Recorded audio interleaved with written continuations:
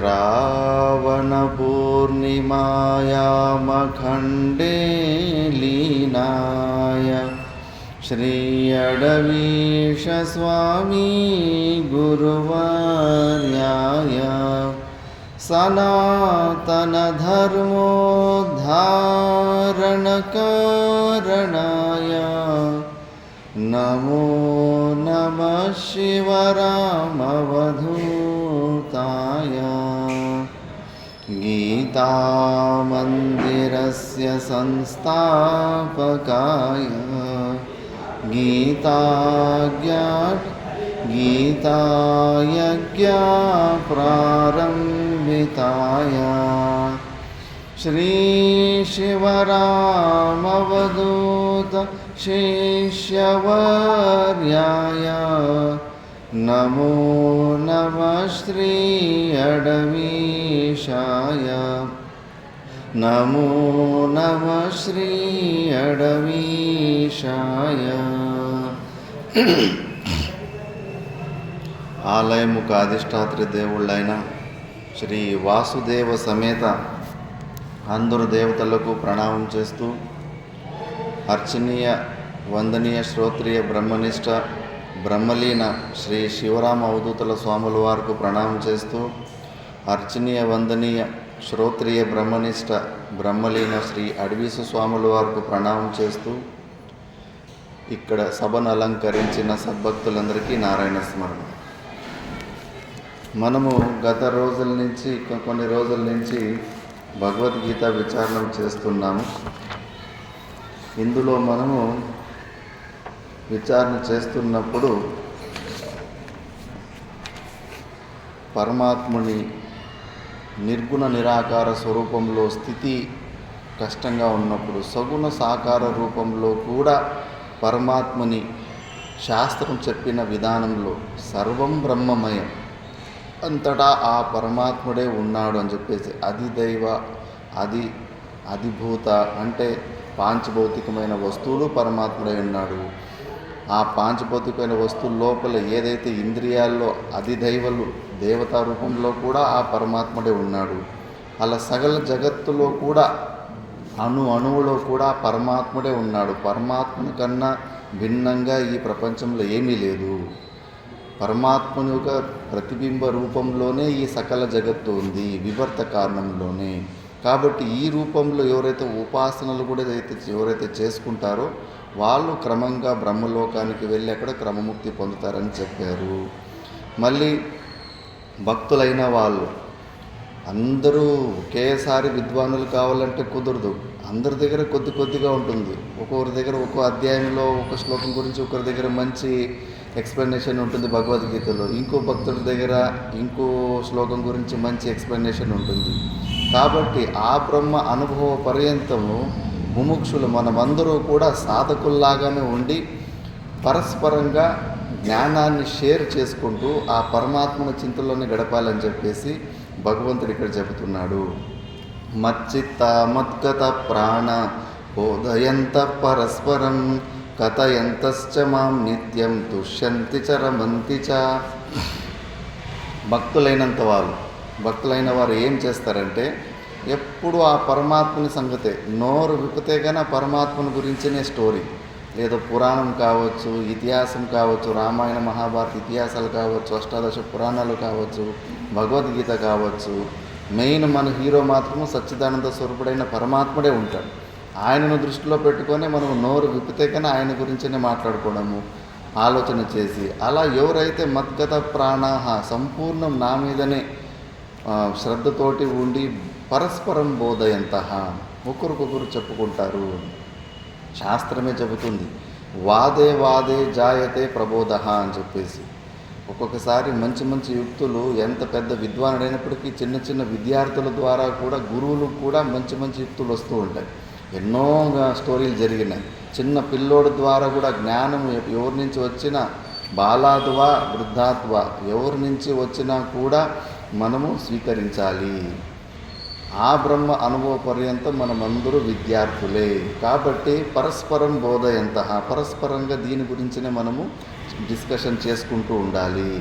ఎక్కువ విద్వత్ అవసరం లేదు. భగవద్గీత పుస్తకం తీసుకోవాలి, యోగ వాసిష్టం పుస్తకం తీసుకోవాలి, ఒకరు చదువుతూ ఉండాలి, మిగతా వాళ్ళు వింటూ ఉండాలి. మళ్ళీ దానికి డౌట్లు వస్తే కానీ ఆ డౌట్లు అడగాలి, ఆ డౌట్లకి సమాధానం ఎంతవరకు వస్తుందో అంతవరకు డిస్కషన్ చేసుకోవాలి. లేదు సమాధానం సరిగ్గా వస్తలేదన్నప్పుడు ఎవరైనా తెలిసిన విద్వాన్ దగ్గరికి పోయిసి వారానికి ఒకసారి 15 రోజులకు ఒకసారి మొత్తం క్లారిటీ తెచ్చుకొని రావాలి. శాస్త్రాన్ని ముందు శృతి తర్క మతోనుసంధీయతాం, శృతికి అనుకూలమైన తర్కం చేయాలి, కుతర్కాలు చేసుకోకూడదు. అందుకే కొద్దిగా తర్కశాస్త్రాలు ఇవన్నీ నేర్పిస్తారు. హెల్తీ డిబేట్ చేసుకోవాలి. శాస్త్రంలో ఇప్పుడు కూడా భాష్యకారు రాసిన భాష్యంలో పూర్వపక్షులు సిద్ధాంతి ఉంటారు, అపోనెంట్స్ సిద్ధాంతి. అయినప్పటికీ కూడా అది హెల్తీ డిబేట్గా ఉంటుంది. పూర్వపక్షి ఎన్నో ప్రకారమైన ఇరికిచ్చేలాంటి ప్రశ్నలు అడుగుతూ ఉంటాడు. అలాంటి ప్రశ్నలకి మంచిగా కూల్గా మైండ్ తోటి మనం సమాధానం ఇస్తూ ఉండాలి. అంతేగాని అది గొడవల్లాగా వాద వివాదాలకు వెళ్ళిపోకూడదు. కాబట్టి అలా కాకుండా శృతిని అనుకూలంగా పెట్టుకొని మనము ఒకరికొకరు డిస్కషన్ చేసుకుంటా ఉంటే అప్పుడు వాదే జాయతే ప్రబోధ, మన నిశ్చయం ఏమైతుంది చాలా ప్యూర్ అవుతుంది, క్లారిటీ ఇంకా ఎక్కువ పెరుగుతూ ఉంటుంది. అందుకే భక్తులైన వాళ్ళు ఇలా పరస్పరం బోధయంతః కథయంతశ్చ మాం నిత్యం, ఎప్పుడు చెప్పినా భగవంతుని గురించినే చెప్తూ ఉంటారు. తుష్యంతిచ రమంతిచ, అందులోనే సంతృష్టి పడుతుంటారు. సత్సంగంలోనే ఎక్కువ సంతృష్టి పడుతుంటారు. ఎక్కడైనా పర్వాలేదు, 50 కిలోమీటర్ దూరమైన పర్వాలేదు, సత్సంగం అక్కడ ఉందా 3 రోజులు అంటే కూడా సరే వెళ్దాం పదండి అని చెప్పేసి. ఎందుకంటే అందులోనే వాళ్ళకు రసం ఉంటుంది. భగవంతుని కథ వినడంలోనే, భగవంతుని గురించి డిస్కషన్లోనే ఆనందపడుతూ ఉంటారు. అలాంటి భక్తులకు ఒకవేళ తీక్ష్ణ బుద్ధి, మనకు బుద్ధి తీక్ష్ణంగా లేదనే కదా సరిగ్గా కొన్ని విషయాలు అర్థం కావు. బుద్ధి కోసం మెడిసిన్లో ఆయుర్వేదిక్ మెడిసిన్ కూడా కొద్దిగా ఉన్నాయి, కానీ అవి అంత పని చేయవు. కొన్ని రసాలు ఉన్నాయి ఆయుర్వేదంలో, బుద్ధి తీక్ష్ణత పెరుగుతుంది. కానీ దానికన్నా ముఖ్యంగా భగవంతుడు ఇక్కడ పెద్ద మెడిసిన్ ఇచ్చేస్తున్నాడు. తేషాం సతతయుక్తానాం భజతాం ప్రీతిపూర్వకం దదామి బుద్ధియోగం తం ఏన ఆప్నుయంతి తే. ఆ తీక్ష్ణ బుద్ధి కూడా ఇచ్చేస్తాను. ఎవరైతే ఇలా సతతంగా నన్ను పొందే ప్రయత్నం చేస్తూ ఉంటారో వాళ్ళకి తప్పకుండా నేను ఆ తీక్ష్ణ బుద్ధిని కూడా, ఈ యథార్థ స్వభావాన్ని తెలుసుకునే తీక్ష్ణ బుద్ధిని కూడా నేను ఇచ్చేస్తాను అని చెప్పేసి. మరి బుద్ధి తీక్ష్ణత కోసం అటు ఇటు ఎందుకు వెళ్ళాలి? పట్టుకున్న సాధనను ఒక భగవద్గీతనే చాలు, అందులోనే దాన్ని పారాయణం చేస్తూ ఉందాము. పారాయణం చేయడం రాకపోతే ఎవరికో పారాయణం చేస్తూ ఉంటే శ్రవణం చేస్తూ ఉందాం. శ్రవణాల్లో కూడా ఎంతో ఫలం ఉంటుంది. ఒక్కొక్క అధ్యాయానికి ఎంతెంత సోమరసం లాంటి ఫలం ఉన్నాయి, ఉత్కృష్టమైన ఫలాలు ఉన్నాయి. కాబట్టి ఆ బుద్ధి కూడా ఏదైతే మనకు ఈ యథార్థ జ్ఞాన ధారణ చేయడానికి తీక్ష్ణ బుద్ధి తక్కువ ఉందో అలాంటి బుద్ధిని కూడా ఇచ్చేస్తాను అని పరమాత్ముడు మాటిచ్చాడు. కాబట్టి మనము ఎప్పుడు కూడా పరమాత్మ చింతలోనే ఉండాలి. మళ్ళీ ఆ బుద్ధినిచ్చి అంతే అక్కడికే వదిలిపెట్టుడు. దాని తర్వాత కూడా తేషామేవానుకంపార్థం అహమజ్ఞానజం తమః నాశయామ్యాత్మభావస్థో జ్ఞానదీపేన భాస్వత. వాళ్ళకి ఆ తీక్ష్ణ బుద్ధినిచ్చి జ్ఞాననిష్ట తర్వాత వాళ్ళలో ఏదైతే అజ్ఞానం ఉందో, అవిద్య ఉందో, ఆ అవిద్యను కూడా తొలగిచ్చేస్తాను. ఎలా అంటే ఊరికి ఇలా చేతులు ముట్టుకొని టచ్ చేసి ఏదో వైఫై ట్రాన్స్ఫర్ చేసినట్టు అలా కాదు.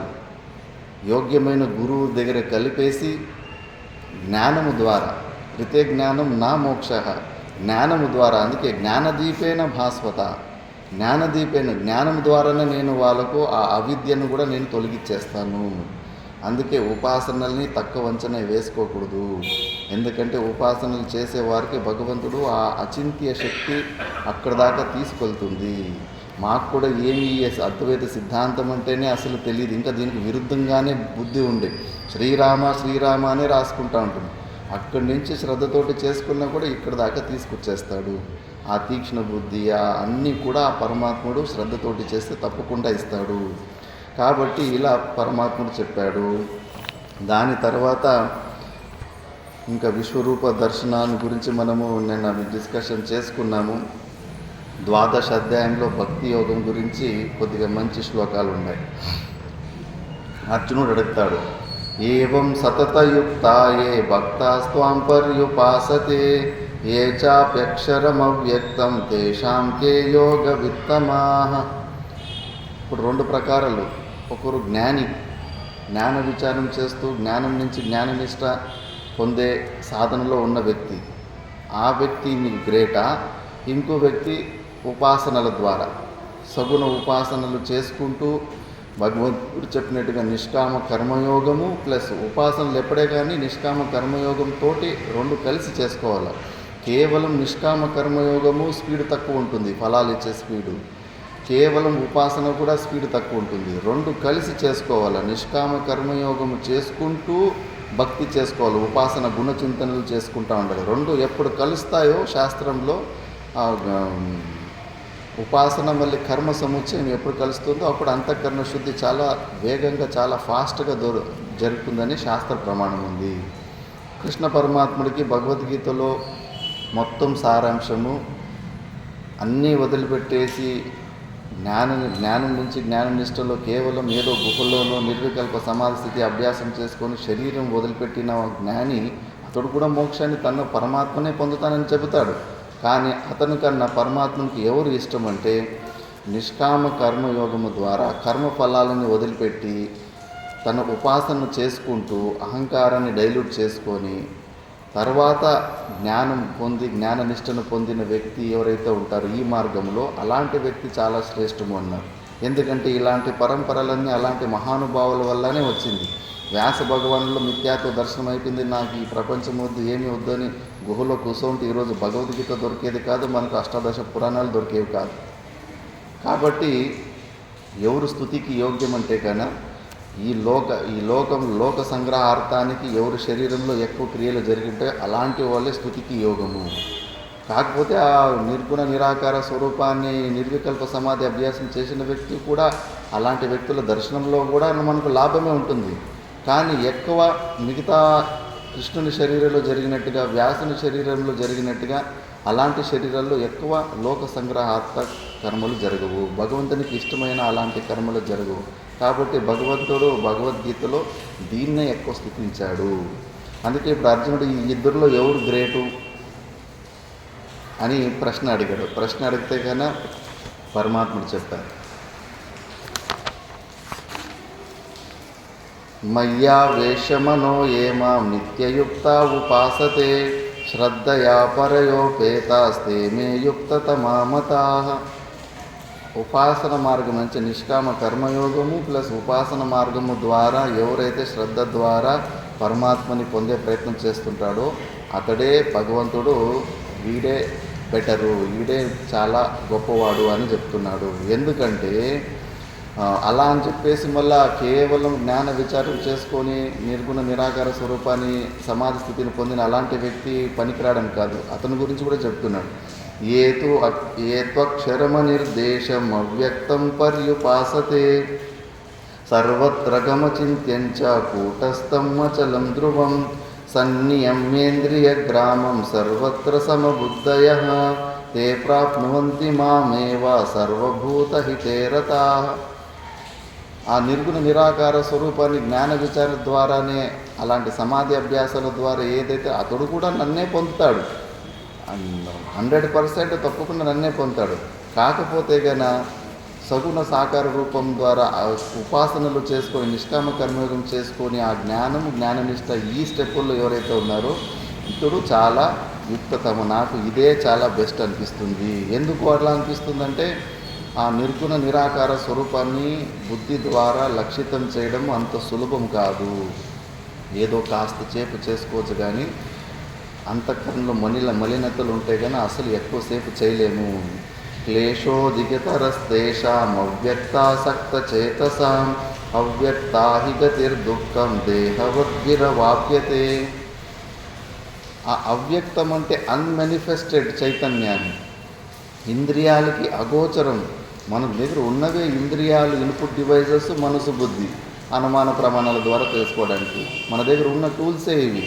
ఈ టూల్స్ ద్వారా ఆ పరమాత్ముడు నిర్గుణ నిరాకార స్వరూపమైన పరమాత్ముడు ఎట్లా మనం క్యాచ్ చేసుకోవాలి.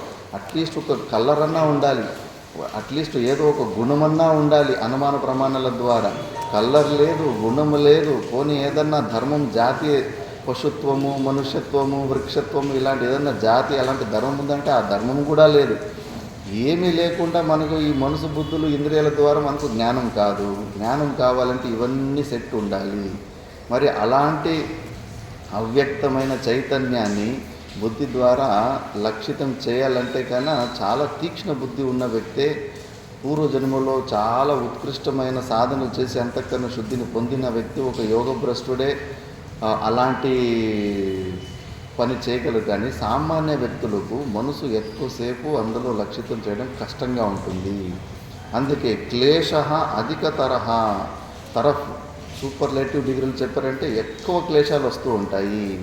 మా గురుగారు చెప్పేవారు, ఈ నిర్గుణ నిరాకార జ్ఞాన మార్గంలోకి వచ్చేస్తే కన్నా పెద్ద ఒకటి విఘ్నం ఉంటుంది. ఏంటంటే జ్ఞానాభాస, జ్ఞానం కాకపోయినా జ్ఞానం అయిపోయింది అన్న ఒక భ్రాంతి. అది పెద్ద సమస్య అంటే దాన్నే శుష్క వేదాంతం అంటారు. ఇమ్మీడియట్గా ఒక చిన్న తత్వబోధ పుస్తకం చదివేస్తేనే చాలు, అందులోనే ఆత్మ లక్షణాలు ఉంటాయి. స్థూల సూక్ష్మ కారణ శరీర వ్యతిరిక్త పంచకోశాతీత అవస్థాత్రయ సాక్షి సన్ సచ్చిదానంద స్వరూప యహ స ఆత్మ. అక్కడే ఆత్మ డెఫినేషన్లోనే మొత్తం అయిపోతుంది వేదాంతం. మనం వెతుకుతున్న పరమాత్ముడు కానీ ఆత్మ కానీ దాని డెఫినేషన్ ఏంటంటే 3 శరీరాలకి అతిరిక్తంగా, స్థూల శరీరం మీ ఫిజికల్ బాడీ, సూక్ష్మ శరీరం పంచ జ్ఞానేంద్రియాలు, పంచ కర్మేంద్రియాలు, పంచ ప్రాణాలు, మనసు, బుద్ధి 17. దీని సెట్. ఇది సూక్ష్మ శరీరంలోనే అసలైన మన జీవభావం ఉంటుంది. అనాది కాలం నుంచి అది అలాగే ఉంది. ఆ సూక్ష్మ శరీరము, కారణ శరీరం సుషుప్తి అవస్థలో. కాబట్టి ఈ 3 శరీరాలకి అతిరిక్తంగా ఏదైతే ఉందో సాక్షి రూపంలో నేను అని 3 అవస్థల్లో కూడా కేవల సాక్షి రూపంలో మనం ఉన్నాము. అందుకే 3 అవస్థల్లో కూడా జరిగే విషయాలు మనకు తెలుస్తూ ఉన్నాయి. ఎందుకంటే అవస్థలు మనము కాదు. ఎందుకంటే శాస్త్రం చెప్తుంది మనం ఆత్మస్వరూపము నిత్యమని. జాగ్రత్త అవస్థ నిత్యం కాదు కదా, 12 గంటలు 13 గంటలు ఉంటుంది అంతే జాగ్రత్త అవస్థ. దాని తర్వాత స్వప్నావస్థ వచ్చేస్తుంది. ఏ అవస్థలు నిత్యం కాదు, టెంపరవరీ 10-12 గంటలు మాత్రమే ఉంటున్నాయి. కాబట్టి ఆ అవస్థలు మన ఆత్మ కాదు. ఎందుకంటే మనం ఆత్మ నిత్యంగా ఉండాలి. ఏదన్నా అలాంటి పర్మనెంట్గా ఉన్న వస్తువు ఏదన్నా ఉంటే అది మన స్వరూపమని మనం అనుకోవచ్చు. కాబట్టి అవస్థలు మన ఆత్మ కాదు. మళ్ళీ పంచకోశాతీత, ఈ పంచకోశాలు అన్నమయ కోశము, ప్రాణమయ కోశము, మనోమయ కోశము, విజ్ఞానమయ కోశము, ఆనందమయ కోశము అని ఈ శరీరంలో ఊరికి విచారానికి ఒక 5 డివిజన్లు చేసుకున్నారు. అంటే ఎక్కడెక్కడ మనకు తాదాత్మ్య అధ్యాస ఉంటుందండి. ఎక్కువ మందికి నాస్తికులకి శరీరమే నేను అని భావన ఉంటుంది. శరీరం పోతే కానీ నేను లేను అని భావన. అందరికీ మృత్యులో భయం అందుకే అవుతుంది. శరీరం ఒక అస్తిత్వం లేకపోతే నా అస్తిత్వం లేకుండా అయిపోతుందని విపరీతంగా బాధపడిపోతారు. ఆ మోహం వల్లనే దుఃఖం వస్తుంది. కొంతమందికి ప్రాణం ఉంటే నేనున్నాను, ప్రాణం లేకపోతే నేను అని చెప్పేసి. కానీ ప్రాణం కూడా మన స్వరూపం కాదు. ప్రాణం కూడా వికారినే. అది నిర్వికల్ప సమాధి స్థితిలో యోగులు ప్రాణాన్ని స్తబ్ద రేచక కుంభకాలను నిలిపేసి ఉంటారు. అసలు ఊపిరి ఆడదు, అయినా కూడా వాళ్ళ అస్తిత్వం ఉంటుంది. కాబట్టి ప్రాణం మన స్వరూపం కాదు. కొంతమందికి మనసు నేనేనేమో, బుద్ధి నేనేనేమో, లోపల ఆలోచించుకుంటే అది తప్పితే నాకు ఇంకేమి కనిపిస్తలేదని చెప్పేసి ఆ మనసు బుద్ధులు కూడా సుషుప్తి అవస్థలో ఉండవు. సుషుప్తి అవస్థలో మనకు శరీరము సంబంధం కూడా ఉండదు, మనసు బుద్ధులు ఉండవు. కేవలం మనం ఉంటాము. స్వప్నాలు రాలేదన్న విషయం అక్కడ తెలుసుకుంటాము. అక్కడ వ్యక్తం చేయలేము. కానీ మళ్ళీ లేచిన తర్వాత ప్రత్యభిజ్ఞ ద్వారా, స్మరణం ద్వారా నేను రాత్రి బాగా పడుకోండి, నాకు ఏ స్వప్నాలు రాలేదు అని. అంటే మనసు బుద్ధులు కూడా సుషుప్తి అవస్థలు లేవు కాబట్టి అవి కూడా అనిత్యమే. మన ఆత్మ నిత్య వస్తువు, ఎప్పటికీ కంటిన్యూస్గా ఉండాలి. మనసు బుద్ధులు జాగ్రత్త వస్తువు స్వప్నంలోనే ఉంటాయి, సుషుప్తి అవస్థలే లేకుండా అయిపోతున్నాయి. కాబట్టి అవి మనకి నిత్యమైన వస్తువులు కాదు అవి. కాబట్టి మనం మనోమయ కోశము కాదు, విజ్ఞానమయ కోశము కాదు. ఆనందమయ కోశం సుషుప్తి అవస్థలు, అది కూడా పెద్ద ట్రాపు. ఆ ఆనందమయ కోశం కూడా మనం కాదు. అది ప్రియ, మోద, ప్రమోద అని 3 ప్రకారమైన వృత్తుల ద్వారా సావయవమైన స్థితి. అది అవయవాలు పార్టులుగా ఉన్నంత స్థితి అది. కాబట్టి ఆనందమయ కోశము కాదు. ఎందుకంటే చాలామంది సుషుప్తిలోనే స్వరూప ఆనందం ఉంది కాబట్టి అదే నిజమైన స్వరూపానందం అంటారు. మరి ఎత్రగత్వాన నివర్తంతే మళ్ళా నస పునరావర్తతే అని శాస్త్రం ఉంటుంది. అలాంటి మోక్ష స్థితికి పోయిన తర్వాత మళ్ళీ వ్యక్తి తిరిగి రాడని. కానీ సుషుప్తి అవస్థకు పోయిన తర్వాత రోజు పునరుత్థానం అయిపోతుంది. ఉదయం ఆటోమేటిక్గా ప్రారంభం లేపేస్తుంది. అది నిజంగానే మోక్ష స్థితి ఏంటి కానీ మనం ఎందుకు మళ్ళీ ఈ అజ్ఞానంలోకి వస్తాం? కాబట్టి అది ఆనందమయ కోశమే, అది ట్రాప్ అంతే. అది కూడా మన స్వరూపం కాదు, అక్కడ అజ్ఞాన బీజం ఉంటుంది. కాబట్టి ఇలా పంచకోశాలకు అతీతంగా అవస్థాత్రయ సాక్షిషన్, 3 అవస్థలకు సాక్షి రూపంలో నిన్న పొగలేమి జరిగిందో తెలుసు, స్వప్నంలో ఏం జరిగిందో తెలుసు, సుషుప్తి అవస్థలో స్వప్నం రాలేదన్న విషయం తెలుసు. 3 అవస్థలు కూడా సాక్షిగా ఏదైతే ఉందో సత్ చిత్ ఆనంద. సత్ అంటే ఎగ్జిస్టెన్స్, చిత్ అంటే కాన్షియస్నెస్ ఉండడం. సత్ అంటే కన్నా మనం ఉన్నామన్న విషయం తెలుసు, మనం ఉన్నామన్న జ్ఞానం కూడా మనకుంది, కాన్షియస్నెస్ ఉంది. ఆనంద స్వరూపము, ఆనందం కూడా సుషుప్తి అవస్థలో శరీరాలతోటి ఉపాధితోటి సంబంధం తొలగినప్పుడు ఆనందంగానే ఉన్నాము, ఏ దుఃఖాలు రాలేదు. అలాంటి స్థితి నుంచి లేస్తే ఎంత ఫ్రెష్గా ఉంటాము. కాబట్టి ఇదే మన ఆత్మ. ఇది ఇంత తెలుసుకున్న తర్వాత మళ్ళీ ఇంకా అనాత్మ గురించి స్టార్ట్ అవుతుంది తత్వబోధలు. నేను కూడా అంతే, ఫస్ట్ ఈ తత్వబోధలు ఇది ఆత్మ గురించి విన్న తర్వాత అవును నేనంటే ఏదో నేను తెలుసుకున్నాను కదా, నేను కాని అనాత్మ గురించి నాకు అంత డీటెయిల్ నాలెడ్జ్ ఎందుకు అవసరం ఉంది? అది నేను కాని వస్తువు కదా అనాత్మ గురించి. ఆ పంచీకరణము, సృష్టి ఎట్లా పుట్టింది, ఆ క్రమాలు, అవి ఏ ఇంద్రియాలకి ఏ ఇష్ట దేవతలు, ఇవన్నీ ఎందుకు చదవాలని నాకు కూడా అనిపించి నేను కూడా వదిలిపెట్టి వెళ్ళిపోయింది. కానీ అంత సులభం కాదు. ఇంత చిన్న ఇన్ఫర్మేషన్ ఇస్తే కన్నా మనసు ఊరుకోదు. కాబట్టి మనకు అనిపిస్తుంది మనం తెలుసుకునేసినామని చెప్పేసి. మా గురుగారు ఎప్పుడు దీని మీదనే ఫోకస్ చేసేవారు. మేము ఏనకేన ప్రకారాల యుక్తుల ద్వారా, ఉత్తరాల ద్వారా మేము తెలుసుకున్నామని నిరూపించి చేష్టలు చేస్తుంటే మా గురుగారు మళ్ళీ ఏదో ఒకరు మళ్ళీ ఒకరికొకరు గొడవ పడుకొని షికాయతులు చెప్పి నీకు గురుగారి దగ్గర పెట్టినప్పుడు తక్కిట తూకం వేసేవారు. ఇప్పుడు నీ జ్ఞాన నిశ్చయ, నీ సమస్య ఇప్పుడు చెప్పు మరి, నువ్వు నిజంగానే ఆత్యంతిక దుఃఖ నివృత్తి కలిగిందా? ఈ చిన్న చిన్నవే మనసా వాచకరంలో వచ్చిన అటాక్లే తట్టుకోలేకపోయి నా దగ్గర కంప్లైంట్కి వస్తున్నారు మీరు. మరి మీకేమో నాకు జ్ఞానం కలిగిపోయిందని భ్రాంతి కూడా కలుగుతూ ఉంది అని. 4 సంవత్సరాలు ఇదే జరిగేది. జ్ఞానాభాస అంత పెద్ద డేంజర్ ఇంకోటి లేదు. ఆ జ్ఞానాభాసం అయిపోతే లర్నింగ్ ప్రాసెస్ ఆగిపోతుంది. ఎవరికి వాళ్ళు బ్రహ్మజ్ఞానులు అనుకొని ఊరికి ఫీల్గా అయిపోతుంటారు. ఇంకా స్వభావం పరికంపలాగా అయిపోతుంటుంది. ఇతరులకు వాళ్ళ దగ్గర ఉన్న జ్ఞానం ఇతరులకు బీపీ తెప్పిస్తుంది కానీ దుఃఖం తెప్పిస్తుంది కానీ ఆనందాన్ని తెప్పియదు. ఇంకా ఇతరులకి ఇరిటేట్ చేస్తూ ఉంటుంది. కాబట్టి ఈ జ్ఞానాభాసం అనేది పెద్ద విఘ్నము ఈ వేదాంత మార్గంలో. ఈ శుష్క వేదాంతము అర్థం చేసుకొని జ్ఞానం కాకపోయినా జ్ఞానమైనట్టు భావిస్తుంటారు. లోమర్ష మహర్షికి భ్రాంతి కలిగి ఉంటుంది. కాకభూషణిజీ అంటాడు, లేదు మీకు జ్ఞానం కాదు అది కలిగినది, అది జ్ఞానాభాసం అని చెప్పేసి. ఇంకా వాదన వివాదాలు తరకాలతోటి ఇంకా స్టార్ట్ చేసుకొని వాద వివాదాలు చేసుకుంటూ లోమర్షి మహర్షికి కోపం వచ్చేసి నువ్వు కాకిలాగా భలే ఇబ్బంది పెడుతున్నావు నన్ను అని చెప్పేసి నువ్వు కాకి వైపు అని శాపం పెట్టేస్తాడు. ఆ శాపాన్ని స్వీకరిస్తాడు కానీ గెలిచిపోతాడు కదా. ఇప్పుడు చెప్పండి, లోమర్షి మహర్షి గారు ఉన్నది ఒకటే సత్వస్తు అన్నారు, అద్వైత సిద్ధాంతం అన్నారు. నీకు భిన్నంగా నన్ను శాపం ఎవరికి పెట్టారు మీరు? నీకన్నా భిన్నమైన వస్తువుకే పెట్టుకున్నారు కదా, మీరు పెట్టుకోలే కదా. అంటే మీకు జ్ఞాన నిశ్చయం ఉన్నది జ్ఞానాభాసం, అంతేగాని జ్ఞానం కాదు. సర్వం బ్రహ్మమయం ఎక్కడుంది మరి? భేదబుద్ధి మీరు పెట్టిన శాపంలోనే మీకు భేదబుద్ధి ఉందని నిరూపణ అయిపోయింది కదా అని చెప్పేసి. అప్పుడు లోమర్షి మహర్షి అవును కదా, నిజమే కదా, క్రోధం ఎందుకు వచ్చింది? భేదబుద్ధి, అది భేదబుద్ధి లేనట్టు అనిపిస్తూ ఉంటుంది కానీ 100% భేదబుద్ధి ఉంటుంది. కాబట్టి ఈ జ్ఞానభాసము ఇట్లా నిర్గుణ నిరాకార స్వరూపాన్ని కేవలం జ్ఞాన విచారంతో మనం దాన్ని పొందే ప్రయత్నాలు చేస్తున్నప్పుడు ఇంత పెద్ద డేంజర్ ఉంటుంది. అందుకే క్లేశ అధికతరస్తేషాం. మళ్ళీ ఆయనతో కొద్దిగా తెలుసుకొని ఇంకేమి గురువు కన్నా నేనే గొప్ప అనే ఫీలింగ్లు కూడా వచ్చేస్తూ ఉంటాయి. ఇంకేముంది దీన్నే తెలుసుకునేసాను, ఇంకా దీనికన్నా ఇంకే తెలుసుకునేది ఏముంది ప్రపంచంలో అని. సామాన్యంగా ఊరికి పెద్ద మనిషిని నేను, లేదా ఒక కాన్స్టిట్యుయెన్సీకి ఎమ్మెల్యే అంటేనే ఫుల్ స్ట్రాంగ్ అయిన అహంకారం స్ట్రాంగ్ అయిపోతుంది. మరి అలాంటి అహంకారంలో నేను సచ్చిదానంద స్వరూపిని, సృష్టికర్తని అని అనుకుంటే కనుక ఇంకా ఓవర్ స్ట్రాంగ్ అయిపోతుంది. ఇంకా ఎక్కువ మానిత్వం వచ్చేస్తుంది, ఎక్కువ స్పెషల్ ఫీల్ అయిపోతుంటాడు. తనకు తాను నేను మిగతా వాళ్ళకన్నా చాలా బుద్ధివంతుని అని చెప్పేసి ఆ లోపల ఫీలింగ్ ఉంటుంది. ఆ ఫీలింగ్ బాడీ లాంగ్వేజ్లో వ్యక్తమవుతూ ఉంటుంది. అతను చెప్పుకోకపోయినా ఆ అహంకారం అనేది వ్యక్తమవుతూ ఉంటుంది. దానివల్ల పక్కలో ఉన్న వాళ్ళ దగ్గర రాగద్వేషాలు స్టార్ట్ అవుతూ ఉంటాయి. కాబట్టి నిజమైన జ్ఞానం పొందిన వ్యక్తి దగ్గర ఎలా ఉంటుందంటే మంచి ఎండలలో చుట్టూ నీడ ఎంత హాయిగా ఇస్తుందో అంత హాయిగా ఉంటుంది. ఈ వ్యక్తి దగ్గర కాసేపు కూర్చుంటే ఇంకా కాసేపు లేవకూడదు అనిపిస్తూ ఉంటుంది. ఆయన మాటలు కానీ, మనం ఏ టాపిక్ తీసిపోయినా కూడా ఆయన మాత్రం ఆ ఆనంద స్థితికి తీసుకెళ్తుంటాడు. ఎంతటి ఉద్విగ్నమైన మనసుతోటి వెళ్ళినప్పటికీ కూడా అలాంటి వ్యక్తి దగ్గరికి పోతే కనుక మనమే కన్వర్ట్ అయిపోయింటాం, మనం కూడా శాంతిని పొందేస్తూ ఉంటాం. కాబట్టి ఇలాంటి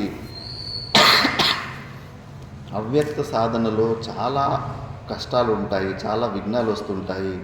అవ్యక్తాహి గతిర్దుఃఖం దేహవిద్విరవాప్యతే. ఎందుకంటే మనకు ఈ శరీర తాదాత్మ్యాన్ని తెంచుకోవడము అంత సులభం కాదు, చాలా అలవాటు అయిపోయింది.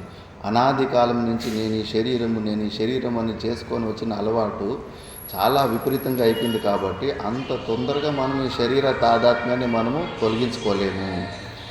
ఎందుకంటే విపరీతమైన అభ్యాసమైంది కాబట్టి. మరి ఆ తాదాత్మ్యము తొలగించుకోకుండా పోతే కన్నా మనకు తప్పకుండా మళ్ళీ ఇలాంటి జ్ఞాననిష్ట కలుగదు.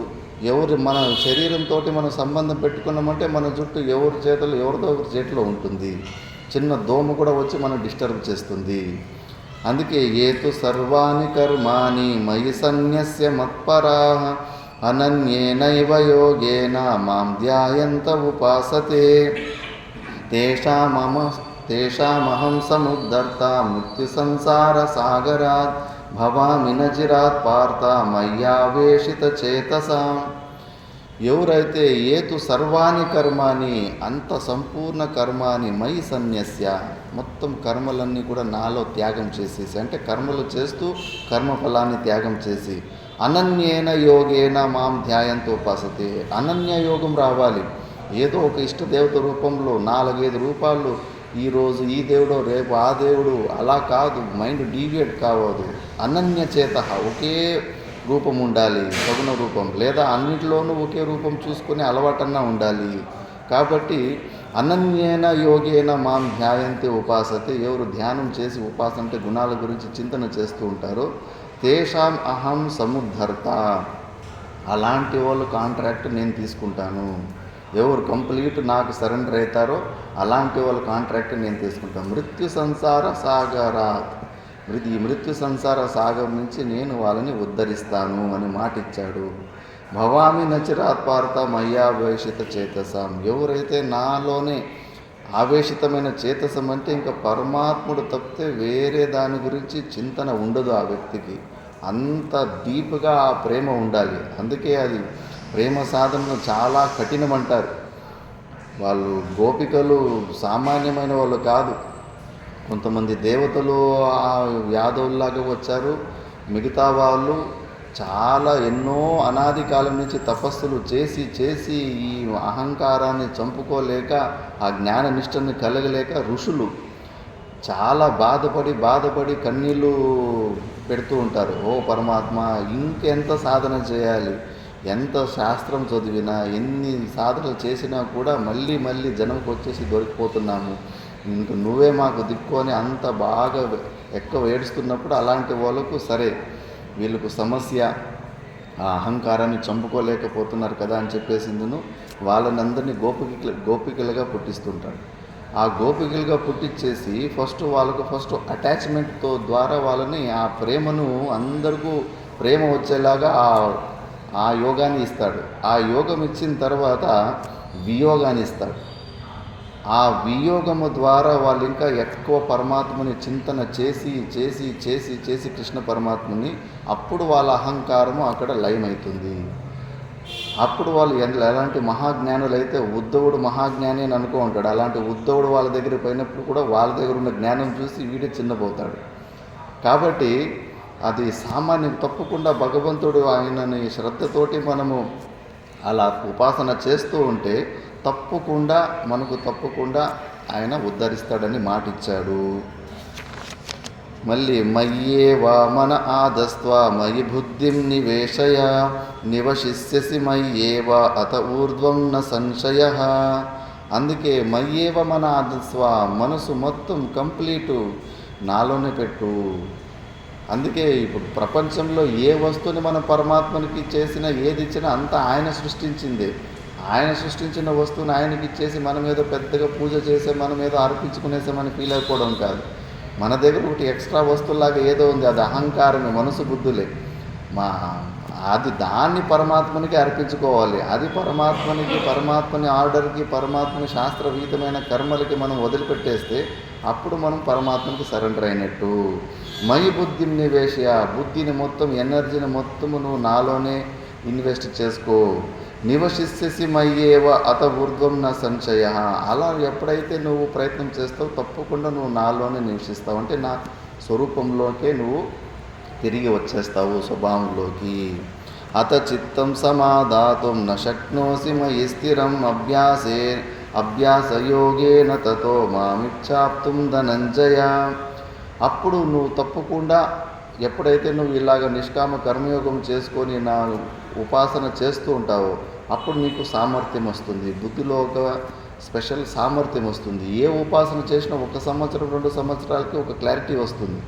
అంతకు ముందు ఉన్న మన మనస్థితులు, దాని తర్వాత ఉపాసనలు చేసిన ఒక 2-3 సంవత్సరాల తర్వాత మనస్థితులు మనకే అనుభవంలోకి వస్తాయి.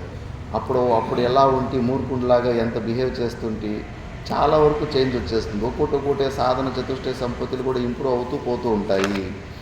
మళ్ళీ అభ్యాసేప్య సమర్థోసి మత్కర్మ పరమో భవ మదర్థమపి కర్మాణి కుర్వన్ సిద్ధిమవాప్స్యసి.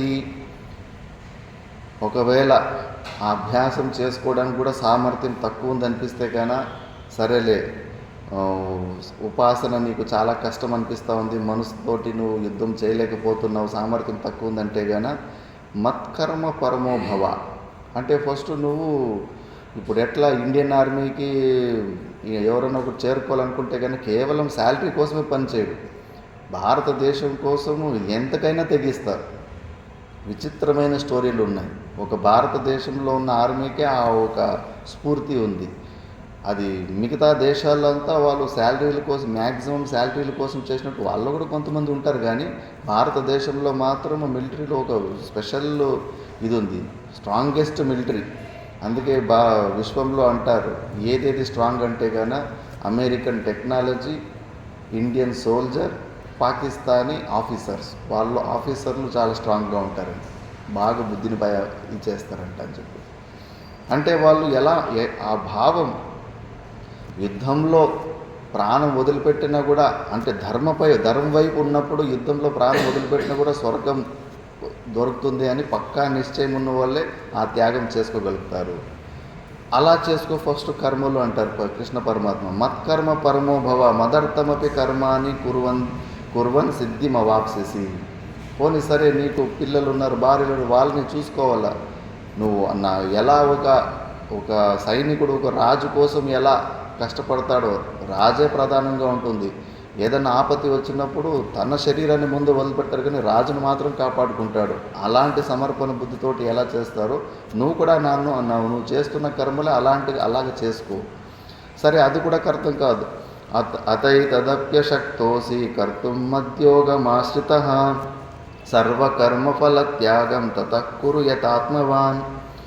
అయ్యో పరమాత్మ, మీరు చెప్పినట్లే నేను జాబులు చేసుకుంటున్నాను, అన్నీ చేసుకుంటున్నాను, కానీ నాకు ఏమి డెవలప్మెంట్ అనిపిస్తలేదు, ఎందుకో నాకు అంతకన్నా శుద్ధిని కలగడం లేదు, చాలా కష్టంగా ఉంది, ఇక్కడ నాకు ఏమీ వస్తలేదు అనుకుంటే సరే, మరి ఇంకో స్టెప్ ముందుకు రా, కర్మఫల త్యాగాలను వదిలిపెట్టేది, శాలరీ లెస్ జాబ్ చేయి.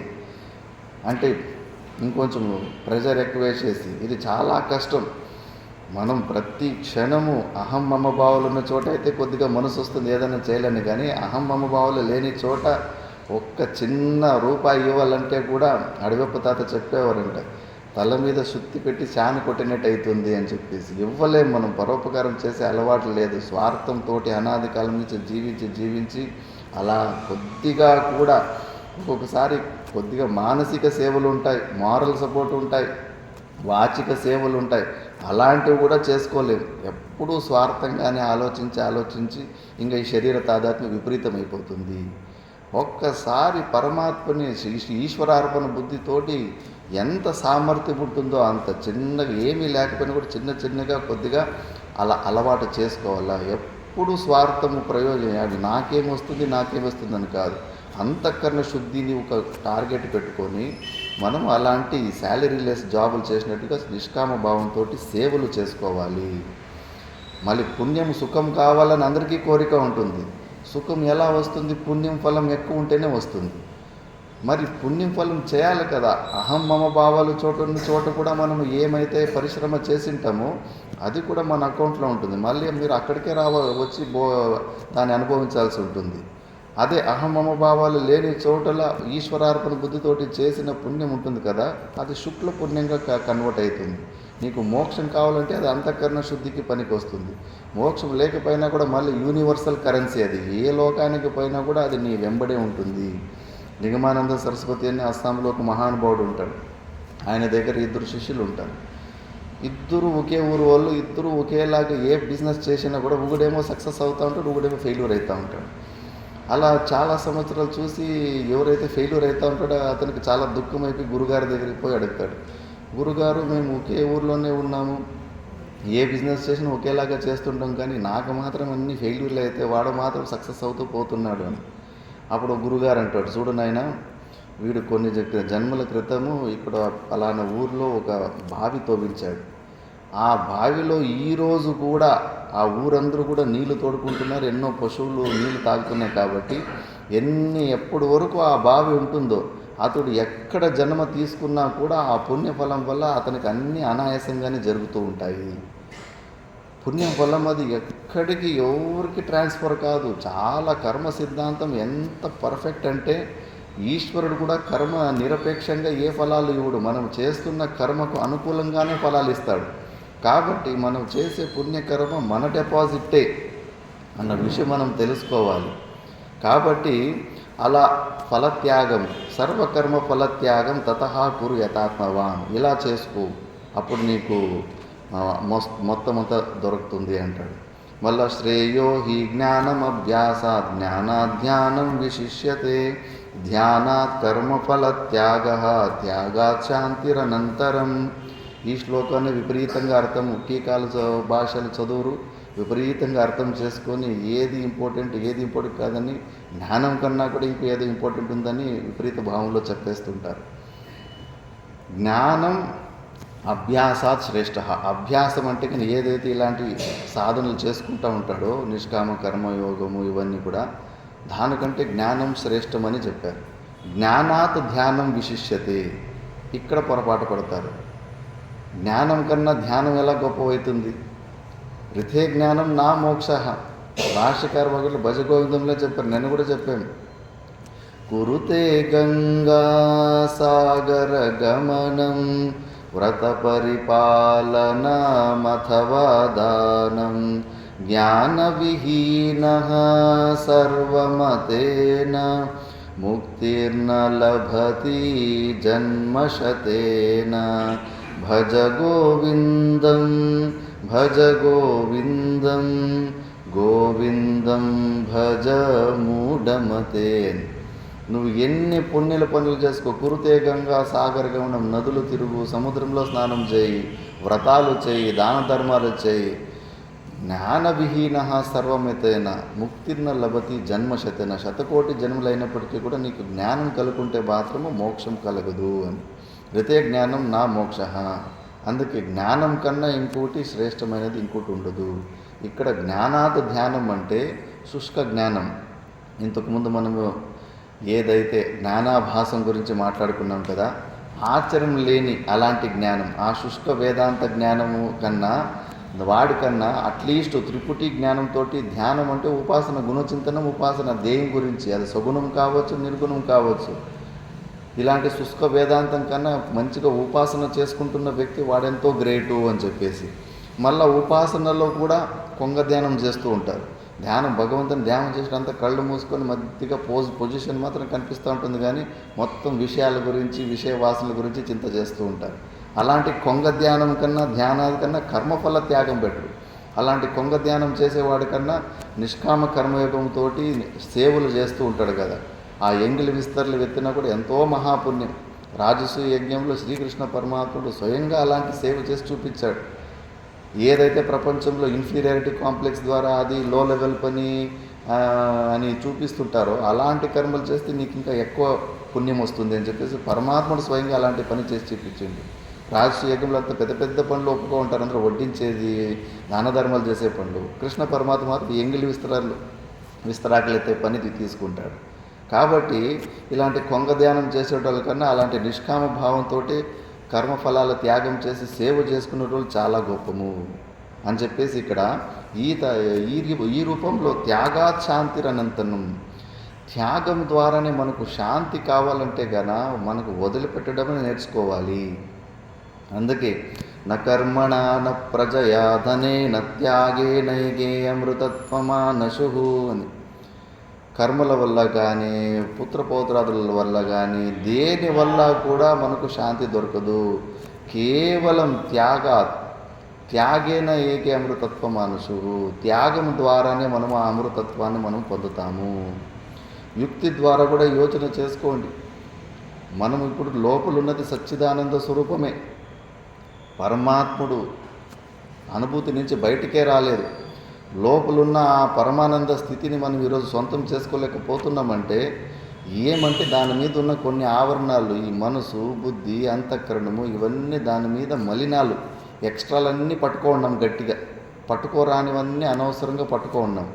మరి ఇలాంటి యుక్తి ద్వారా ఆలోచిస్తూ కూడా వదిలిపెట్టే పని మనం నేర్చుకోవాలి. అందుకే భగవంతుడు ఫస్ట్ అన్ని మెల్లమెల్లగా ఫస్ట్ స్థూల రూపంలో వదిలిపెట్టే పని చేస్తాడు.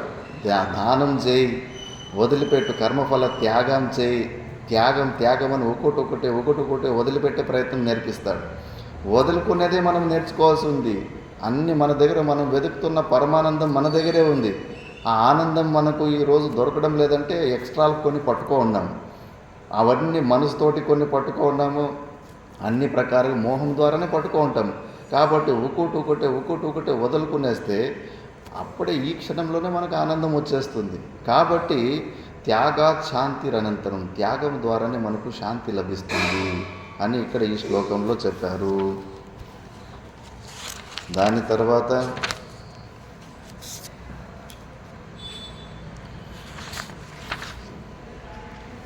ఇలాంటి ఈ సూక్ష్మాలు ఈ శ్లోకం మీద టీగా చాలా 4-5 పేజీలు రాశారు, కానీ సమయం లేదు. ఇందులో ఒక ఇంపార్టెంట్ చెప్పారు. ఎప్పుడే కానీ ఇలాంటి సూక్ష్మ విషయాలు, ఇలాంటి శ్లోకాలు, కన్ఫ్యూజన్ లాంటి శ్లోకాలు వచ్చినప్పుడు, లిటరల్ మీనింగ్ సెట్ అవ్వడం లేదన్నప్పుడు మనం తప్పకుండా విద్వానుడైన జీవన్ముక్త పురుషుడైన ఒక గురువు దగ్గరికే వెళ్ళాలి అని చెప్పేసి, అందుకే శ్రేయ ఇత్యుక్త్వా బహూనాం బ్రహ్మవిదాం సన్నిధౌ బహుదా శ్రుత్వా అవశ్యం జ్ఞానం సంపాదనీయం ఇది బోధితం భవతి. మంచి జీవన్ముక్త పురుషుడు లాంటి ఒక విద్వానుడైన పురుషుడి దగ్గరికి వెళ్ళి మనము శాస్త్రం అభ్యాసం చేసుకోవాలని అర్థమవుతుంది. లేదంటే శ్లోకాలు లిటరల్ మీనింగ్ తీసుకుంటే గన విపరీతమైన నిశ్చయాలు అయిపోతాయి. భగవద్గీతలో ఉన్నంత కన్ఫ్యూజన్ ఇంకా ఏ సబ్జెక్టులోనూ లేదు. ప్రతి ఒక్కరికి అంతే. భగవద్గీతను చూసి నిష్కామ కర్మయోగం గురించినే భగవద్గీత ఉందని, భక్తులు భక్తి యోగం గురించినే ఉందని, ఇంకా జ్ఞానులేమో జ్ఞానం గురించే, బ్రహ్మ విద్య గురించే ఉందని, అలా దేని గురించి వాళ్ళ మనసులో ఏది ఉంటుందో దాన్ని గ్రహించేస్తూ ఉంటారు. అలా కాదు, భగవద్గీత ఇది బ్రహ్మ విద్య ఇది. కాబట్టి ఇది ఆత్యంతిక దుఃఖ నివృత్తి, పరమానంద ప్రాప్తిని ఇచ్చేలాంటి కంప్లీట్ ఉపనిషత్తు సారం ఇది, నిధిధ్యాసన గ్రంథం ఇది. కాబట్టి ఇలాంటిది గురువుల దగ్గరికి వెళ్ళి మనము చదువుకోవాలి అని ఇందులో టీకాలో స్పష్టం చేసి చెప్పారు. మళ్ళీ అలాంటి భక్తులు, సగుణ సాకార నిష్కామ కర్మయోగం చేసే భక్తులు కానీ జ్ఞానులు కానీ వాళ్ళలో ఎలాంటి గుణాలు ఉంటాయంటే అద్వేష్ట సర్వభూతానాం మైత్ర కరుణ ఏవచ నిర్మమో నిరహంకార సమదుఃఖ సుఖక్షమి. ఇప్పుడు అన్ని గుణాలన్నీ చెప్పుకుంటూ పోతారు. అద్వేష్ట సర్వభూతానాం, ఏ భూతాల మీద, ఏ ఒక జీవి మీద కూడా ద్వేషం ఉండదు. ద్వేషము మనల్ని దహించేస్తుంటుంది. స్నేహాత్ ద్వేషమతిం త్యజ. అందుకే ఎవరి మీదైనా ఏదో ఒకటి పొరపాట్లు జరిగింటాయి, 100 జన్మ కర్మల వల్ల ఏదో గొడవలు, ఏదో క్లాషెస్ తిరిగిపోయి ఉంటాయి. కానీ దానికి అంతకంత పెంచుకుంటూ, ఈగోలు పెంచుకుంటూ పోకూడదు. అవకాశం వచ్చినప్పుడంతా స్నేహాత్ ద్వేషమతిం త్యజ, మనమే పోయి మాట్లాడియాలి. అది మాట్లాడేమో అదేమో హీనత్వం కాదు, అది ఇంకా ధీరత్వం. అది ఆ స్నేహం ద్వారా మనం కొంచెం స్నేహ అడుగేస్తే కానీ ఆ ద్వేషం పోతుంది. లేదా దూరం మెయింటైన్ చేసుకుంటూ ఉంటే కానీ ఇంకా విపరీతంగా పెరిగి మళ్ళీ ఏదో ఒక రోజు మనకే హాని కలుగుతుంది. కాబట్టి ఎవరి మీద కూడా మనం ఏ ఒక జీవి మీద కూడా మనం ద్వేషం పెట్టుకోవద్దు. కరుణ ఏవచ, ఎప్పుడు కానీ మన దగ్గర మైత్ర గుణం ఉండాలి. ఆ పసుపు చూడండి అన్ని సాంబార్లలో కూడా అడ్జస్ట్ అయిపోతుంది. ఉత్తర భారతంలో ఆలుగడ్డ అంటారు. ఆలుగడ్డ అన్ని సబ్జీలలో కూడా అన్ని సాంబార్లో కూడా అది వాడుకోవచ్చు. అది ఎలా అన్నిటిలోనూ కలిసిపోతుందో మనం కూడా అందరిలోనూ కలిసిపోవాలి. దోషాలు వెతుక్కుంటూ పోతే ఎవరితోటి కూడా కలిసి బతకడం కుదరదు. ప్రతి ఒక్కరిలోనూ ఎన్నో ప్యాటర్న్స్ ఉంటాయి. అవన్నీ కూడా అడ్జస్ట్ చేసుకోవాలి. అవలక్షణాలు ఉన్నప్పటికీ కూడా కలిసి ఉండొచ్చు మనం. మరి అందరూ పుణ్యపాపాలు 50-50గా తీసుకొని వచ్చినప్పుడు ఎవరు పర్ఫెక్ట్గా ఉండరు. కాబట్టి ఏదో ఒకటి చిన్న పొరపాట్లు ఉంటాయి. ఒక్కొక్కరిలో ఒక్కొక్కటి అవలక్షణం ఉంటుంది. అలా అని చెప్పేసి ఆ దోషాలని ఎత్తి చూపించి డిస్కషన్ చేసుకుంటూ పోతే కన్నా ఫ్రెండ్షిప్ కట్ అయిపోతుంది, సంబంధం కట్ అయిపోతుంది. ఏ సంబంధమైనా అంతే. కాబట్టి అలాంటివన్నీ అవలక్షణాలు పక్కన పెట్టేసి మనము మైత్ర గుణం పెంచుకుంటూ పోతూ ఉండాలి. వాళ్ళు మాట్లాడకపోతే మనం మాట్లాడచ్చు కదా. మనకు అహంకారం ఉంది కాబట్టి మనం మాట్లాడలేకపోతున్నాం. మన అహంకారాన్ని మనం డైల్యూట్ చేసుకుంటే ఒకసారి ప్రేమతోటి మాట్లాడితే అక్కడికక్కడ ఎండ్ అయిపోతుంది అది. మళ్ళీ కరుణ, జీవన్ముక్త పురుషుల్ని అహేతుక దయా సింధు అంటారు. ఈరోజు మనం ఈ స్థానంలో ఉన్నామంటే అడిగిసు స్వామీజీ వారి ప్రయత్నము, ఇంకా ఎంతో వ్యాస భగవానుల ఒక ప్రయత్నము, కృష్ణ పరమాత్మ ఒక ప్రయత్నము, వీళ్ళందరూ ఇలాంటి కరుణ చూపించుకుంటూ పోకుంటే మనకి ఈరోజు ఇది సిలబస్, ఈ ప్లాట్ఫామ్ కూడా ఉండేది కాదు. అహేతుక దయా సింధు అంటారు మహాపురుషులు. కాబట్టి ఎప్పుడు మనకు కరుణ గుణం ఉండాలి. ఏదో తప్పులు చేస్తూ ఉంటారు. ఆ తప్పులు చేశారని చెప్పేసి ఎప్పుడు పనిష్మెంట్ ఇచ్చే బుద్ధే కాదు. వాడు మారడానికి ఒక అవకాశం ఇవ్వాలి. మళ్ళీ నిర్మమః నిరహంకార, మెయిన్ ఇవే. ఫస్ట్ మమకారాన్ని వదిలిపెట్టాలి, అహంకారాన్ని వదిలిపెట్టాలి. ఇవి రెండే. సంసారం అంటే ఏమీ లేదు. ఆలోచించండి. ఈ మైకులు వచ్చి కరుస్తున్నాయా, టేబుల్ వచ్చి కరుస్తున్నాయా? ప్రపంచంలో ఉన్న సకల పాంచభౌతికమైన వస్తువులు కూడా జడ పదార్థాలు. జడ పదార్థాలకు అసలు క్రియ చేసే అవకాశమే లేదు. ఇంకేముంది ప్రపంచంలో? పాంచభౌతికమైన వస్తువులకు తప్పితే ఇంకేమీ లేదు ప్రపంచంలో. మరి ఇంకేంటి మనకు దుఃఖం ఇస్తుందంటే వీటిలో ఉన్న అహమ్మమ భావాలే. ఈ శరీరంతోటి అహంభావము, నావోలు అని మమభావము, ఈ అహమ్మమ భావం ఎక్కడెక్కడ ఉంటాయో అవే సంసారము. కాకపోతే భక్తులకు, జ్ఞానులకు ఇద్దరికి కూడా నిర్మమః నిరహంకార, మమకారము ఉండదు, అహంకారం ఉండదు. ఈ రెండు మమకారం, అహంకారం లేకుండా ఉంటే తర్వాత ఏ క్రియలు చేసినా కూడా ఆ కర్మలు మనల్ని బంధించలేవు. అహమ్మమ భావాలతోటి చేసిన కర్మలు మనకు బంధనానికి కారణమవుతాయి. సమదుఃఖ సుఖ క్షమి, సుఖ దుఃఖాలు అభ్యాసం చేసుకోవాలి. ఎప్పుడు స్మూత్గానే ఉంటుంది జర్నీ అనుకోకండి. మనిషి జనం వచ్చాము, ఈరోజు పొట్ట బాగుందంటే రేపు పొట్టనొప్పి రావచ్చు. పొట్టనొప్పి రాకపోతే లివర్ ఫెయిల్యూర్ అవుతుంది, లివర్ ఫెయిల్యూర్ కాకపోతే కిడ్నీ ఫెయిల్యూర్ అవుతుంది. ఎప్పుడు ఏదైనా ఆపద రావచ్చు. మనసుని ఇప్పుడే సమాధానం చేసి రెడీగా పెట్టుకో ఉండాలి. పుణ్యం పాపం రెండు తీసుకొచ్చాము ఈ శరీరంలో ఇరుక్కున్నామంటే కానీ అన్ని ప్రకారాలైన సంభావన ఉంటుంది.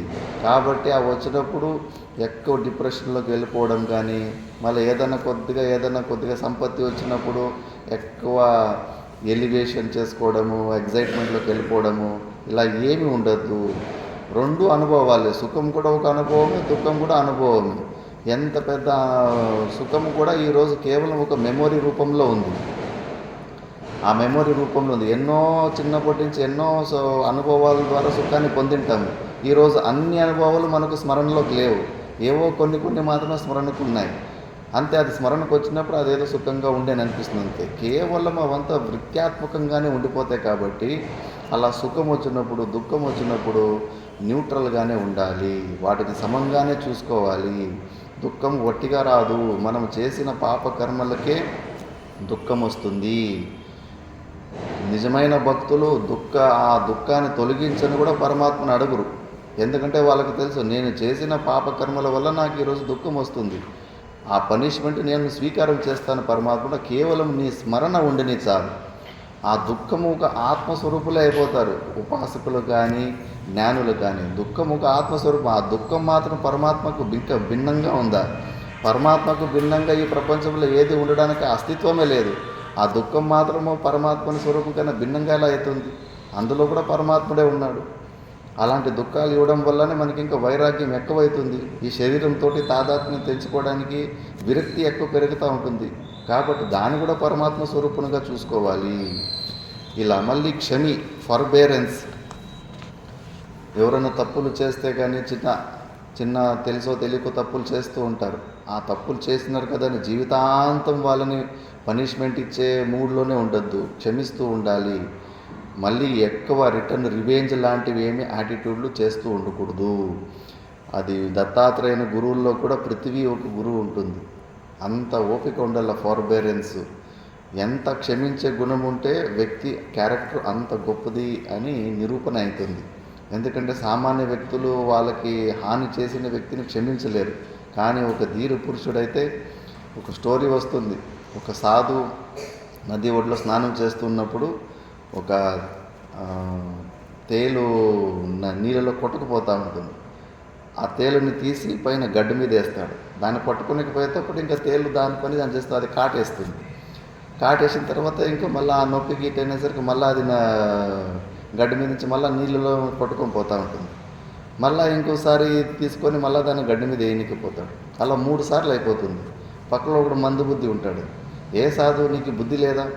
ఒకసారి దాన్ని కాపాడాలని పోతివి, అది కాటేసింది, అప్పుడైనా వదిలిపెట్టేయచ్చు కదా, మళ్ళీ 2 సార్లు కాటేపించుకున్నావు, నువ్వు మూర్ఖుడివి అని తిడతాడు. చూడప్ప, అది ఏమి చేసినా, ప్రతీకారం చేసినా, ఉపకారం చేసినా దానికి కాటు వేయడం దాని స్వభావం. దాని స్వభావం అది వదలకుండా అది అంత స్ట్రాంగ్గా ఉన్నప్పుడు నాకు ఎవరు హాని చేసిన వాళ్ళు కూడా నేను మంచిది చేయాలి అన్నది మా ఒక సన్యాసి సాధు ధర్మం. కాబట్టి నా ధర్మాన్ని నేను ఎందుకు వదులుకోవాలి? దాని ధర్మం అది పాటించి నా ధర్మం నేను పాటించి అని చెప్పేసి మళ్ళీ ఇంకోసారి ఎత్తి దాన్ని గడ్డ మీద దాన్ని కాపాడేస్తాడు. ఆ రేంజ్కి వెళ్ళాలి క్షమించే గుణము. కాబట్టి అది అలా చేసుకుంటూ పోతే కన్నా మనము ఈ రాగద్వేషాది ద్వంద్వాల నుంచి దూరంగా ఉంటాము. అది అంతఃకరణ శుద్ధి ఎంత ఎక్కువ అవుతూ ఉంటే అలాంటి కెపాసిటీలు ఎక్కువ వస్తూ ఉంటాయి. లేదంటే కన్నా చిన్న మిస్టేక్లు కూడా క్షమించలేకపోతాము. క్షమించకుండా పోతే కన్నా మళ్ళీ ఎక్కడ ఉంటే అక్కడ ఇంట్లో కానీ మఠంలో కానీ ఎక్కడైనా కానీ అన్కంఫర్టబుల్ సిచ్యుయేషన్నే ఉంటుంది. ఒక్క గొడవ చేసే వ్యక్తి ఉంటే కానీ ఇడీ వాతావరణమే చెడిపోయి ఉంటుంది అక్కడ. కాబట్టి యస్మాన్ నో ద్విజతే లోకాన్నో ద్విజతే చ యః హర్షామర్షభయోద్వేగైర్ముక్తో యస్స చ మే ప్రియః. ఇలా ఉండాలి క్యారెక్టర్ జీవన్ముక్త పురుషులు, సాధకుల క్యారెక్టర్. యస్మాన్నో ద్విజతే లోకః అంటే ఎవరు లోకంలో కూడా ఆ వ్యక్తి గురించి ఎవరు ఆయనకు శత్రువు లేరు, అజాత శత్రువులాగా. లోకోన్న ద్విజతే చ యః అంటే ఆయన లోకంలో ఆయనకు ఎవరు శత్రువులు లేరు, లోకంలో మళ్ళీ ఆయన ద్వేషించేటోళ్ళు శత్రువు లాంటి వాళ్ళు కూడా లేరు. అంటే ఆయన అజాత శత్రువులాగా జీవిస్తూ ఉంటాడు, న్యూట్రల్గా ఉంటాడు. కాబట్టి మళ్ళీ హర్షమర్ష భయోద్వేగైర్ముక్తో యః స చ మే ప్రియః. హర్షాలు లేకుండా మళ్ళీ భయోద్వేగైర్ముక్త. భయం ఎలా పోతుంది? ఎప్పటి వరకు మనకు వైరాగ్యం రాదో అప్పటి వరకు మనకు భయం పోదు. జ్ఞానం వైరాగ్యాల ద్వారానే మనకు భయ నివృత్తి అవుతుంది. లేదంటే అడుగడుగున నెక్స్ట్ ఏమో అని భయపడుతూనే ఉంటాం. అందుకే భర్తృహరి మహారాజు శ్లోకం చెప్తాడు, ప్రపంచంలో అన్ని వస్తువులు భయాన్నే ఇస్తాయని చెప్పేసి. భోగే రోగ భయం, కులే చ్యుతి భయం, విత్తే నిపాలాద్ భయం, మానే దైన్య భయం, బలే రిపు భయం, రూపే జరాయా భయం, శాస్త్రే వాద భయం, గుణే ఖల భయం, కాయే కృతాంతాద్ భయం, సర్వం వస్తు భయాన్వితం, భువి నృణాం వైరాగ్యమేవ భయం, వైరాగ్యమేవ భయం. ఈ ప్రపంచంలో భ్రువు నిన్నామంటే ఈ పృథివీలో మొత్తం అన్ని భయాన్ని ఉత్పత్తి చేసేటివి. భోగే రోగ భయం. భోగాలు ఏదైతే మనమంతా ఈ ఎంజాయ్ చేయాలని ఇంద్రియాల ద్వారా అనుకుంటామో, రోగ భయం. ఈ నాలుక నుంచి కిందికి పోయిందంటే మళ్ళీ సమస్యలు స్టార్ట్. నాలుకలోనే ఏదో సుఖం ఉన్నట్లు అనిపిస్తుంది అంతే. గొంతు నుంచి కిందకి పోతేనే ఇంకా అసిడిటీ నుంచి పట్టి ఇంకా అపచనం నుంచి అన్ని సమస్యలే క్రియేట్ చేస్తూ ఉంటాయి. కాబట్టి భోగే రోగ భయం, కులేచ్యుతి భయం అంటే ఏదైనా ఒక సమాజంలో ఇన్వాల్వ్ అయి ఉంటే కన్నా ఆ సమాజానికి అనుకూలంగానే మన లైఫ్ స్టైల్ని మార్చుకుంటూ ఉంటాము. ఆ సమాజం ఎలా యాక్సెప్ట్ చేస్తుందో ఆ పనులన్నీ చేస్తూ ఉంటాము. మళ్ళీ ఏదన్నా దానికన్నా భిన్నంగా చేస్తే మళ్ళీ ఈ కమ్యూనిటీ నన్ను బయటకు వేసేస్తుందా అని చెప్పేసి చ్యుతి భయం ఉంటుంది. మళ్ళీ విత్తే నిపాలాత్ భయం, డబ్బులు ఉన్న వాళ్ళకి ఇన్కమ్ ట్యాక్స్ ప్రాబ్లంలు. అప్పుడు రాజులు అటాక్ చేసేవారు. ఎవరి దగ్గర సేట్ల దగ్గర డబ్బులు ఉంటే కన్నా రాజులు ట్యాక్స్ మీద ట్యాక్స్ వేసేవారు. ఇప్పుడు జిఎస్టీ వచ్చేసింది కదా, ఎక్కడ బ్యాంకులో వేసి తీసినా కూడా నాకేస్తుంటారు అంతే. కాబట్టి విత్తే నిపాలాత్ భయం. ಮತ್ತೆ రూపే జరాయ భరం, మంచిగా అందంగా కనిపిస్తున్నారు 40 సంవత్సరాల ఆ సంవత్సరంలో ఇంకా ముఖంలో వ్రింకల్స్ అవి వచ్చేసరికి ఇంకా ఎన్ని భారతదేశంలో కాస్మెటిక్ ఫీల్డ్ ఒక రేంజ్లో ఉంది. మన భారతదేశంలో ఉన్న వాళ్ళకి విశ్వసుందరిలుగా ఘోషించడం ఏం అందంగా ఉన్నారని కాదు, ఎక్కువ ఫెయిర్ అండ్ లవ్లీస్కి క్రీములు కానీ ఏమైనా కానీ ఎక్కువ కాస్మెటిక్స్ భారతదేశంలోనే సేల్ అవుతాయి. కాబట్టి బిజినెస్ ఎక్కువ కావాలని చెప్పేసి అప్పుడప్పుడు విశ్వసుందరులు అని చెప్పేసి అక్కడ ఘోషిస్తుంటారు. అంత బిజినెస్ టాక్టిక్సే బాగా తెలుసు. ప్రతి ఒక్కరూ అయ్యో రూపం అందంగా కనిపించాలని చెప్పేసి పెయింట్లు కొట్టుకుంటూనే ఉంటారు. ఇప్పుడైతే ఇంజక్షన్లని ఏదని రూపే జరాయా భయం, భలే రిపు భయం.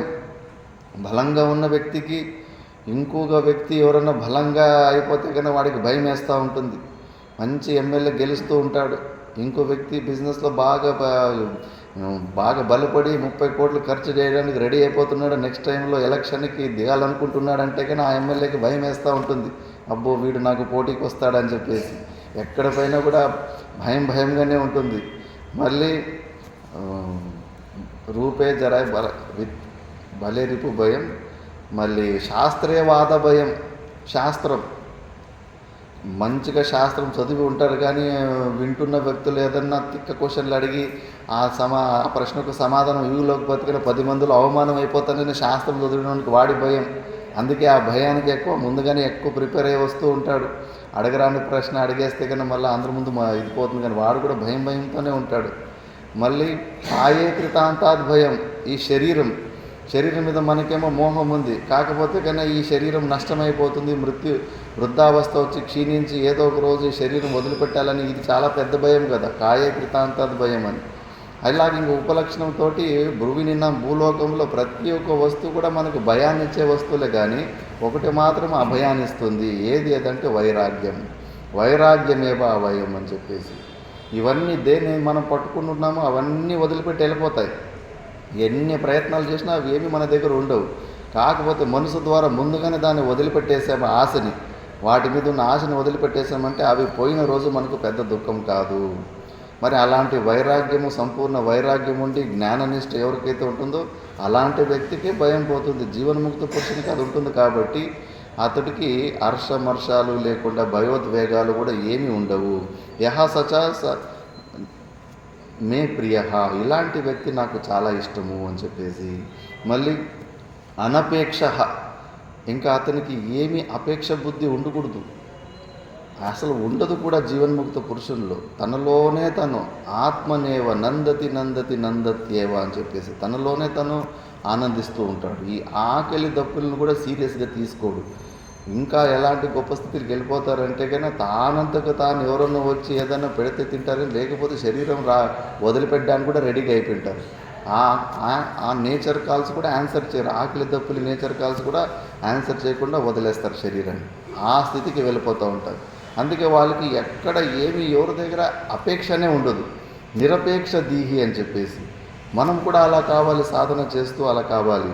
మళ్ళా శుచి అంటే ఏంటి అంటే దృష్టే శృతే అపిచ వస్తుని సర్వత్ర దేహ జీవనాద్ అపి అసద్బుద్ధ్యా జీవతః ఏవ ముక్తత్వాత్ మోక్షే అపి అపేక్ష నా విద్యతే యస్య బ్రహ్మనిష్టస్య యతే సహ అనపేక్ష. ఇక్కడ చూడండి, అనపేక్షకి అసలు మోక్షం కూడా వద్దని, మోక్షం గురించి కూడా అపేక్ష ఉండదు అని. ఎందుకంటే తన నిజం తెలుసుకున్నాడు కదా, ఆల్రెడీ నేను వెతుకుతున్న వస్తువు అది నేనే అయి ఉన్నాను, ఆ సచ్చిదానంద స్వరూపుని నేనే అయి ఉన్నానని చెప్పేసి. కాబట్టి ఆయనకు ఆ మోక్షాపేక్ష కూడా ఉండదు. జ్ఞానం ఉంటుంది కాబట్టి ఆ అపేక్ష కూడా ఉండదని చెప్పారు. శుచిరంటే కన్నా కర్మలకు కర్మసు అసంగ శౌచమని, అంతఃకరణ శుద్ధి, కర్మలో క్రియలు చేష్టలు జరుగుతున్నప్పటికీ అంటుకుంటూ ఉండడము, అలాంటి శుచి ఉంటాడు. మనం ఏ కర్మలు చేసినా క్రెడిట్ కొట్టేస్తుంటే కర్తృత్వ భోక్తృత్వం ద్వారానో నేను చేశాను చెప్పుకోకపోయినా లోపలే ఆ ఫీలింగ్ వచ్చేస్తూ ఉంటుంది. కానీ వాళ్ళు జీవన్ముక్త పురుషులు అలాంటి కర్తృత్వ భావంతో ఏమి చేయరు, ఈశ్వరార్పణ బుద్ధితోనే చేస్తుంటారు. మళ్ళీ దక్ష అంటే శృతి స్మృతి ఇతిహాస పురాణ న్యాయ మీమాంసాది సర్వశాస్త్రాణం అధ్యయన అధ్యాపన తదర్థ ప్రకాశన అనుష్ఠాపనేషు సర్వేషు అపి చ కర్మసు స్వయం బోధయితుం కర్తుం కారయితుం చ సమర్థ ఇత్యర్థః. అన్ని సామర్థ్యాలు ఉంటాయి. ఎంత పొటెన్సీ ఉంటుందంటే ఒక జీవన్ముక్త పురుషుల్లో ఎలాంటి టాస్క్ ఇచ్చినా కూడా ఆ టాస్క్ని బాగా ఇంకా పర్ఫెక్ట్గా మంచిగానే చేసి చూపించగలుగుతాడు. కాకపోతే ఆయన బయట వ్యక్తం చేసుకోవడంతే. శాస్త్ర విషయంలో అయితే ఇతిహాస పురాణాలు న్యాయశాస్త్రాలు అన్ని శాస్త్రాల గురించి కూడా తెలిసి ఆ శిష్యులకు బోధన చేసేంత సామర్థ్యము ఉన్నప్పటికీ ఎవరి దగ్గర ఉంటుందో అలాంటి వ్యక్తిని మనము దక్ష అంటారు. ఏ పనిలోనా వదిలిపెట్టండి, తెలియని కొత్త పనిలో పెట్టినా కూడా ఆ పనిని చక్కగా తెలుసుకొని అందరికన్నా బెస్ట్ పర్ఫార్మెన్స్ చేసి చూపిస్తారు జ్ఞాననిష్ఠ జీవన్ముక్త పురుషుడు. కాబట్టి అంత దక్ష ఉంటుంది, ఆ పొటెన్సీ ఉంటుంది ఆయనలో. మళ్ళీ ఉదాసీన గతవ్యత, ఔదాసీన్యం, ఎక్కడా కూడా ఏంట్లో కూడా అహమమ భావాల ద్వారా ఇన్వాల్వ్మెంట్ ఉండదు, ఉదాసీన భావంలోనే ఉంటాడు. అలాగనే హాఫ్ హార్టెడ్గా పని చేయడు, పని మాత్రం చాలా చక్కగా చేసి ఆ దేనికి అంటుకుంటూ ఉంటాడు. మళ్ళీ గతవ్యత అంటే కృత్య అకృత్య, నేను చేయాల్సింది ఇంకా ఏదో పెండింగ్ ఫైలు ఉంది అనేలాగా లేదు. నేను గమ్యాన్ని చేరుకున్న వ్యక్తి ఎలా ఉంటాడో, ఏదో ఒక గోల్ పెట్టుకుని ఆ గోల్ని పొందిన వ్యక్తి ఎలా ఉంటాడో అలా కృతకృత్యతతోటి ఉన్న వ్యక్తి గతవ్యత.